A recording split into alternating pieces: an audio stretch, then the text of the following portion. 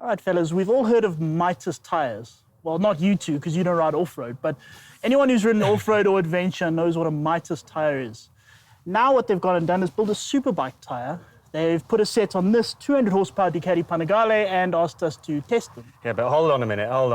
I mean, I know dirt tyres, it's just a couple of knobbly bits on a tyre. I mean, how difficult can that be? This is superbikes. We're talking massive amount of loads generated through these.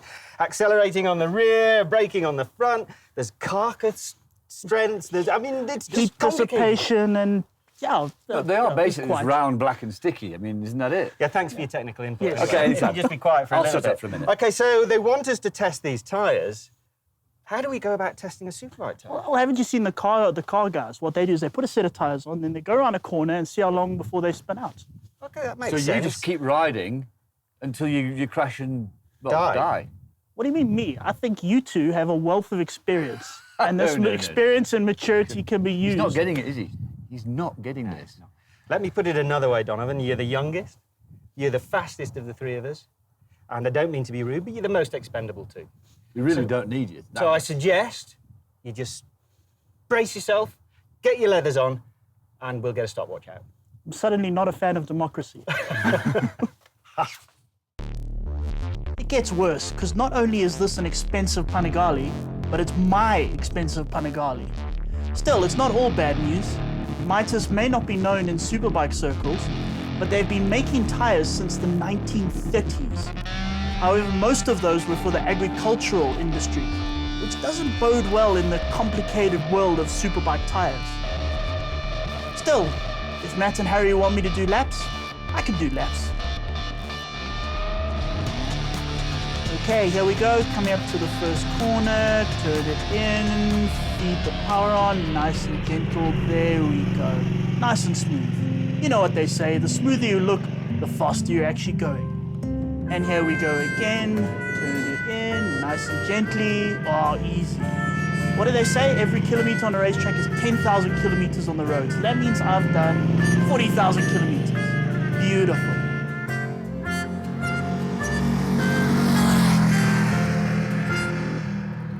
He's not really trying, is he? I don't think he's got the hang of this tyre testing business, has he? It's not just go round and round and round until it wears Yeah, but out. it'd be handy if he got out of third gear. That would be nice. He's supposed to be using 200 horsepower to test that bike, not 2. 32 maybe, but that's about it. I think we need a word. Pull him in. And you know what's going to happen is he's going to come in all bloody sweaty and happy and full of himself. And think he's done the job. Yeah. It's not an endurance test. Watch him get straight off this bike like a factory rider. Watch it. Let's pull him in. Have him. Hold on. Now, do not get off. You're not using this, mate. You're not. You need to go out again. Look at the state of the tyres. You haven't, even the middle, like... Even he bubbles. gets less chicken strip when he's riding. No, you haven't got the hang of this, mate. I think you need to ride and ride and ride until you fall off. And if you don't die, we won't hold it against you, but at least a serious injury. How many gears does this have? 6. Well, could you use all 6? Maybe just not stop at 3. That's it. Off you go. You're a professional. He's a professional and he's expendable. Keep filming. He's bound to lob it. Okay, as they say, in for a penny, in for a pound. Turn in and, okay, the knee is down, It's holding. Hey, I'm alive. I didn't die, not once. Okay, turn 2, brake, turn it in. Okay, the knee is down, it's turning. And I'm still alive, gentlemen. I'm still alive. Okay, turn 3 and accelerate and hey, I'm alive. So I'm not exactly sure that this test has gone according to plan or that the job has been done properly because I noticed that, Donovan, you are in fact alive. I have double-checked, yes, I am alive. So you really actually didn't push these tyres anywhere near the limit because you're still walking? I tried to, I promise. It just didn't, kill me. The thing is, though, these are not meant to be track tyres, are they? They're not full-on race rubber. It's just it's a sports road rubber. Yeah, you get things like the Metzeler Race Tex, Pirelli Supercorsa, the Bridgestone R10s. Those are race rubber. They're meant for a track. They're meant to be grippy. They're meant to not last long. This is a road sport tyre. So it's a tyre you can use on the road. It'll give you good mileage, and you could also, if you want to, do a track day. The crucial thing is, though, tyres, much of it is about a kind of indescribable thing. It's about feel. Yeah. I mean, let's talk quickly about the MotoGP testing that's been going on very recently. They're about to switch to Michelins, aren't they? And Yes. all those poor riders seem to be hitting the gravel. They're all full down. Yeah. So, I mean, we made a joke about go around, ride around until you actually die. But even for the top riders in the world, it's kind of keep riding as fast as you can until you crash. Well, Michelin seem to be doing their best at the moment. What I find interesting about those Michelin tyres is that they say the rear is too grippy, which is weird because, you kind of think, isn't that a good thing? But the thing is, they're going into a corner, they're accelerating, and the rear is gripping too much and pushing the front, and that is why they're falling, which is amazing, really. So it's actually a fine line between so too they much and too little. either need to give the front more grip or the rear less grip.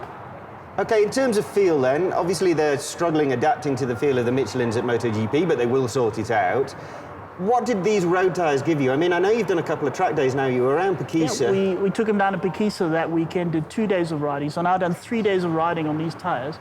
And what is interesting, okay, you've got two different types of tyres. You've got those that give you too much feel and those that give you too little.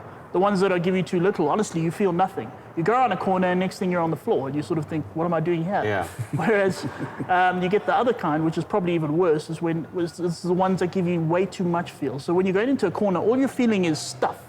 Through the bars, you're feeling stuff. Like too much information. And you don't know which of it is good and which of it is bad. So you end up riding around like a bit of a, well, like Harry, really.